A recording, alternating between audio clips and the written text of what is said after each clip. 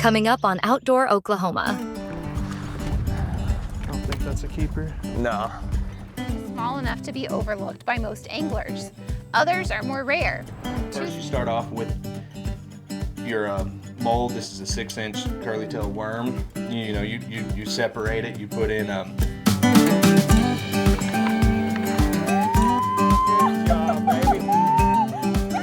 flavor that comes out of that first bite.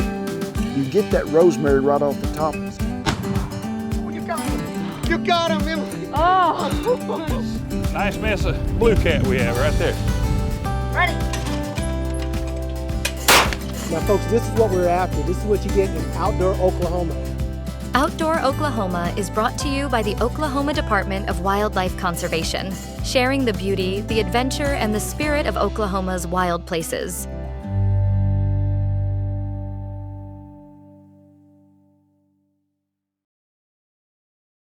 So every Tuesday night, Lucky Lure Tackle, they put on a little jackpot. Usually get anywhere between 10 and the most we've had was 30 boats. The jackpot kind of adds a sense of community where you get a chance to come out and meet a lot of different people and talk to a lot of different guys about fishing, and then also give you a sense of competition that you don't get very often on a small local lake like this. I do like Lake Hefner a lot. Easily accessible is the best part about it. We live 5 minutes down the road from here, and you can come here and catch giant bass, good size hybrid, pretty much anything. There's good walleye in here. There's everything in here. It's a good lake. If we don't come out here at least once or twice a week, something's wrong. Something is wrong.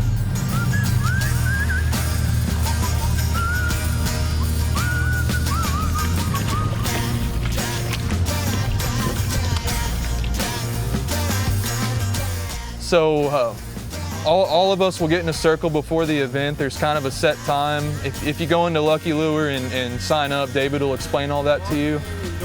We all meet up in the parking lot over here, and we actually draw chips from a bucket, 1 through whatever the amount of boats is in the tournament. And whatever number you draw, that's your takeoff position. Stick that thing in my wallet. I don't think we've ever had a good draw. No, like the first 2 we fished, we got like 2 and 4, and then since that it's been like 20s. No, last week we had 17. That's a little better. You know it's bad when you think 17 is good. Yeah, we're gonna be sitting out there a little while.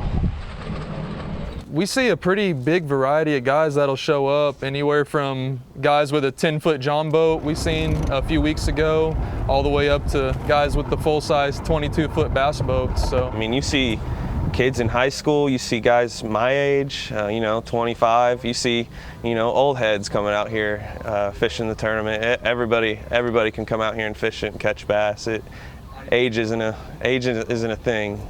Yeah, my boat isn't exactly your standard idea of a bass boat. It's actually a 17-foot aluminum boat that's rigged up for crappie fishing, but I bought it and kind of turned it into a bass boat. And yeah, it's just got basic electronics on it, nothing special, no crazy trolling motor, just all basic stuff. And we've came out and won a few as well. So like I said, it gives everybody a pretty good chance to win. I mean, we normally go to the dam and fish anyways, and on a windy day, people don't want to go out there as much, but we stick it out and go out there and catch some fish. Yeah, out here, yeah, because I mean, 90-some% of the lake is rock. So along with that, you're gonna have a crazy good crawfish population or crawdad population. So yeah, any crawfish imitator really.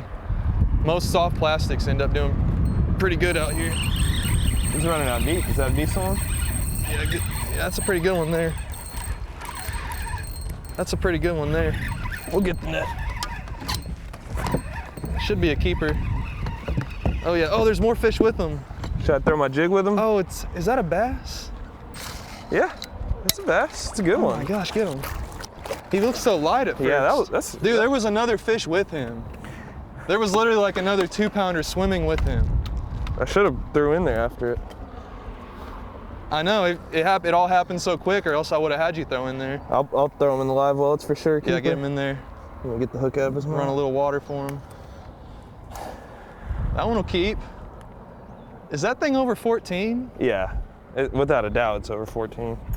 You sure? We'll measure it in a sec. Is that another decent one?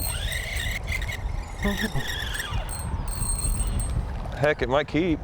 You're in the grass now. Oh my gosh. He got in that grass. You have to run the trolling motor for a minute? Yeah, we're good.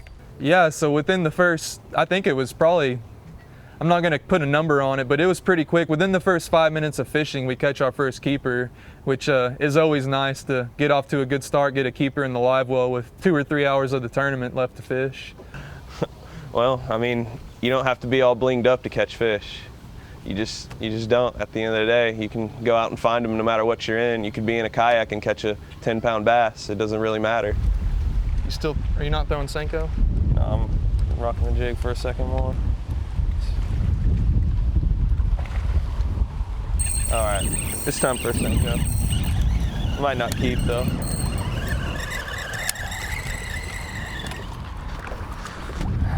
I don't think that's a keeper. Nah. You mean check, just to be sure?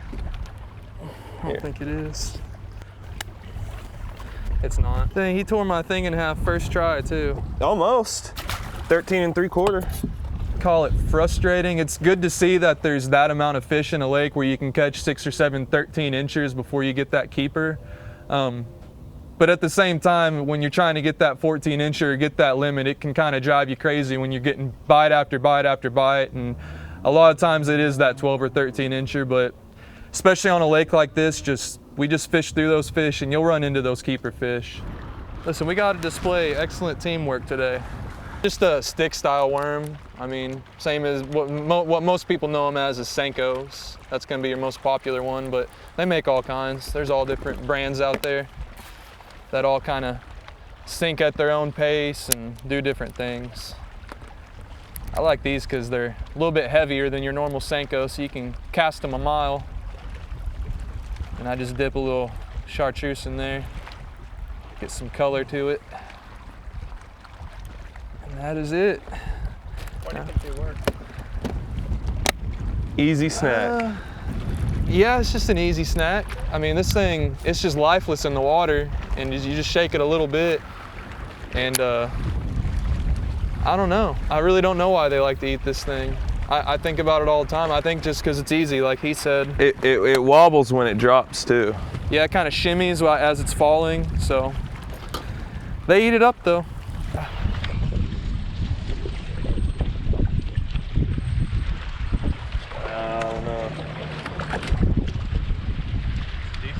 Yeah, I'll let you get one with the jig in his mouth.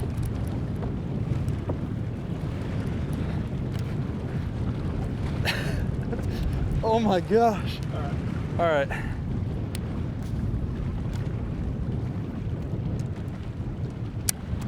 Does he make the cut?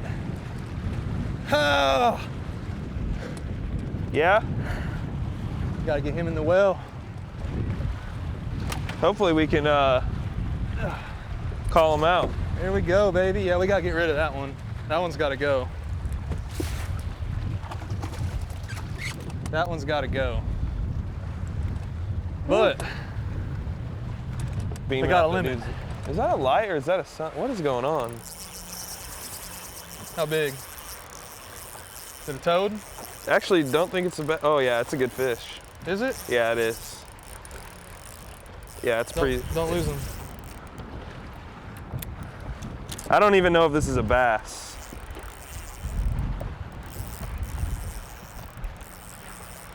I just reeled into him, so you're gonna have to net him as soon as he comes up. This is a good one, dude. Like I said, I don't even know if it's a bass. There he is. It's a bass. I think that one's bigger than that last one. Maybe. It's definitely bigger than that last one. Eating that Senko.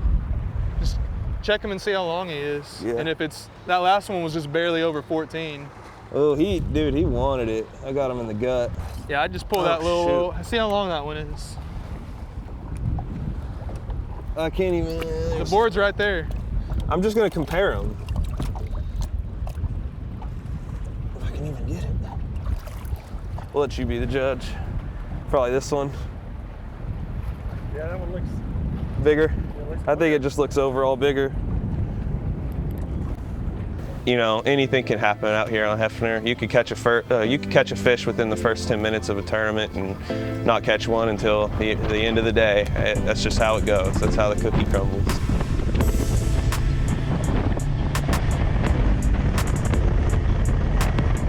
You get closer. Can you reach it? Can you not get closer? No, I can't. He wants me to fall in the water. real little.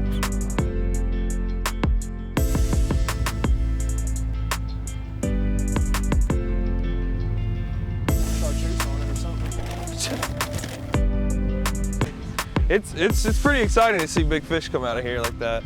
I mean, a five pound, what was it, 5 pound 2 ounce, Dylan? Yep. It's a pretty good fish, man. There's 2.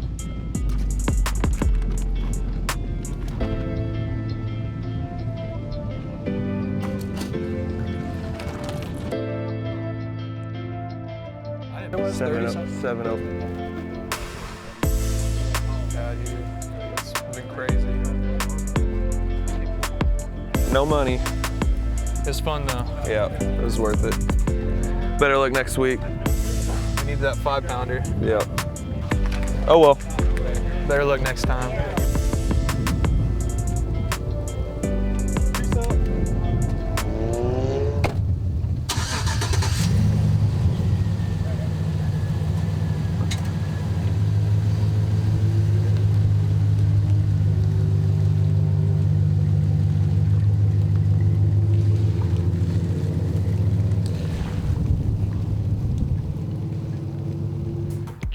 Trevor can think he's a better fisherman, but I taught him all his knots. I taught him how to rig up every worm he's ever stuck on a hook.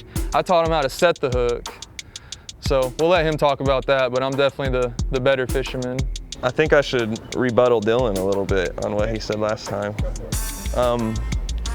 You know, Dylan claims he's a better fisherman than me, but and he does have a bigger bass than me, but at the end of the day, man, I don't even know what to say. What can I say? What would be? Oh man, I gotta say something because he can't get away with that.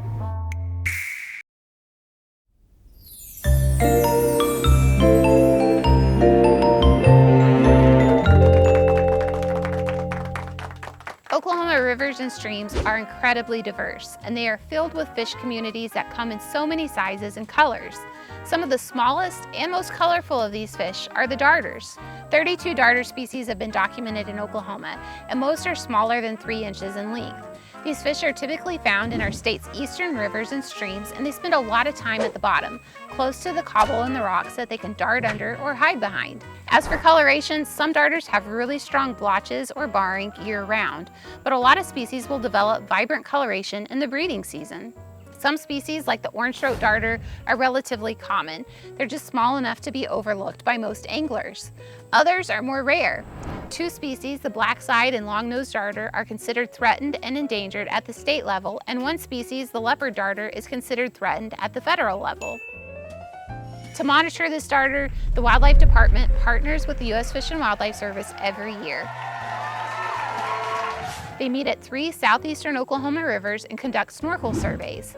These surveys not only give us a look at the leopard darter population, but also give us a look at the region's broader darter community. For more information on Oklahoma's incredibly diverse species, check out our many resources at wildlifedepartment.com. There you can browse field guides, share wildlife sightings, and subscribe to The Wild Side, our monthly e-newsletter dedicated to non-game conservation efforts.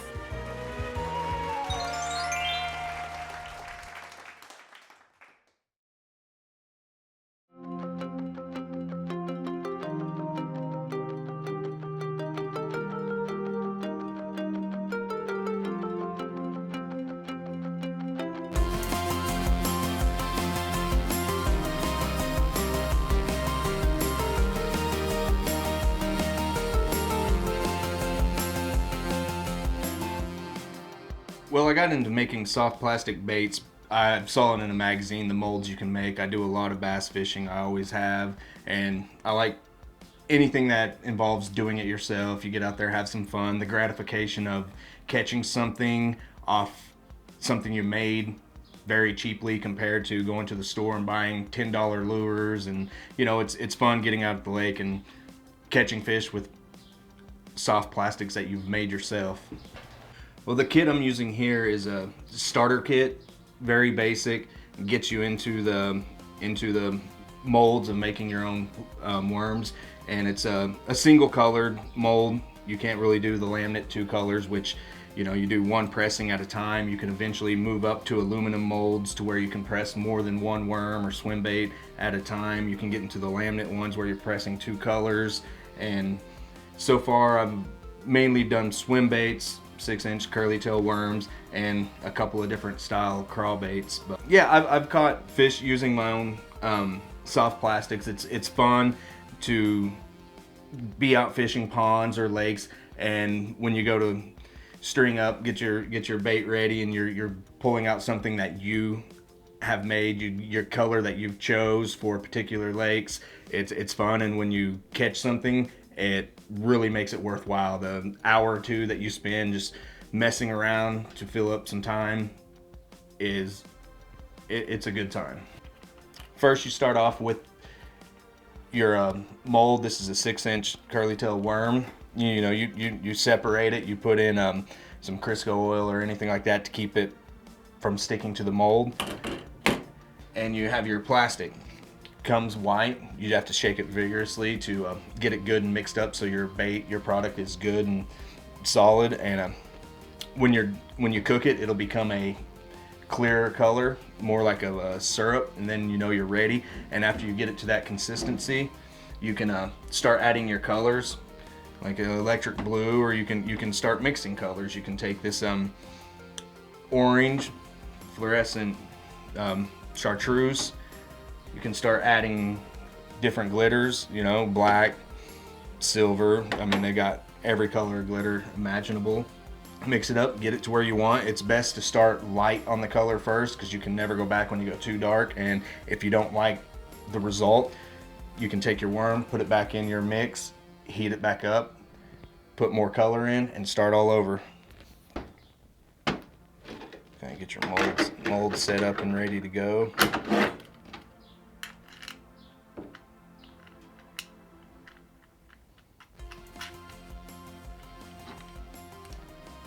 Don't over tighten the wing nuts because they will strip out the mold. Okay, next you get a little cooking cup, measuring cup. Something that can handle the heat, that won't burn your hand. I mean, you can get it hot. It'll get hot, but it won't damage. And you just shake up your plastic really good. Make it sure it's good and shaken up. 2 ounces makes you probably quite a few worms. You don't need to go put a whole lot, and you just start off in the microwave. Let's just go 1.5 minutes to get it started. Get your dye, make sure it's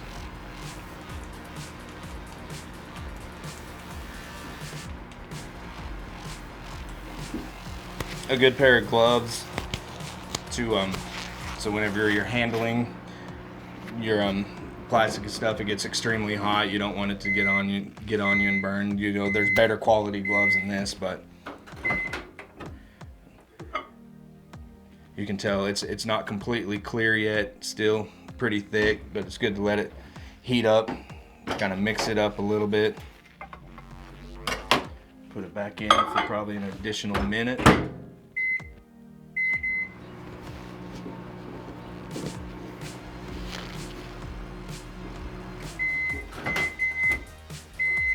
Okay, you can see it's a clear consistency now, and more like a syrup. And let's get through. You can mix it up again, and my table is sliding everywhere.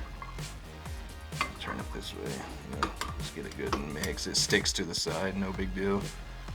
You just take whatever color you decide. Start with just a little bit. Well,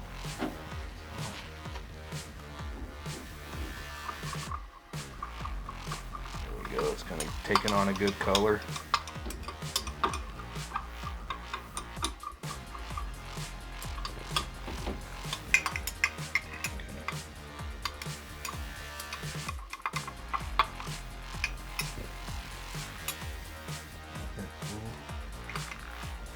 You can kind of pour it like that and you can see, it kind of lets you see how light the color is.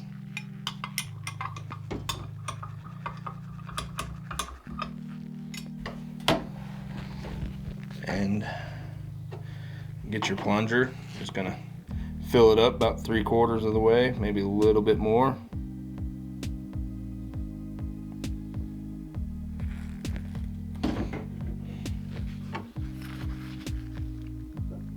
Plunger in there, set it vertical, and there we go.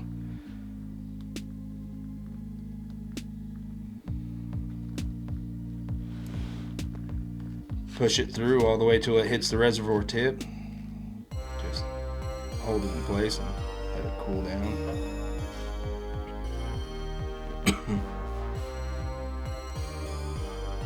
Leave it vertical while it's drying or cooling down.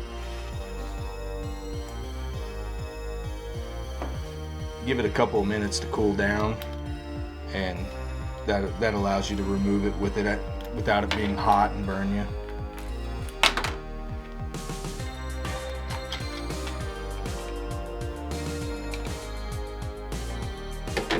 Pull it out. Just pinch off the excess, put it back with your other plastic so you can use it. This one we can see had a bunch of extra flashing. You can just grab that and peel that right off.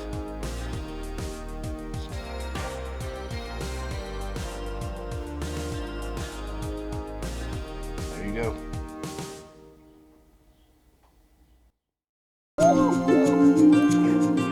Outdoor Oklahoma is produced by the Oklahoma Department of Wildlife Conservation and is proud to serve and be funded entirely by sportsmen and women and outdoor enthusiasts who love and appreciate all things wild in the great state of Oklahoma. Connect with us online on TikTok, Instagram, Facebook, X, and YouTube.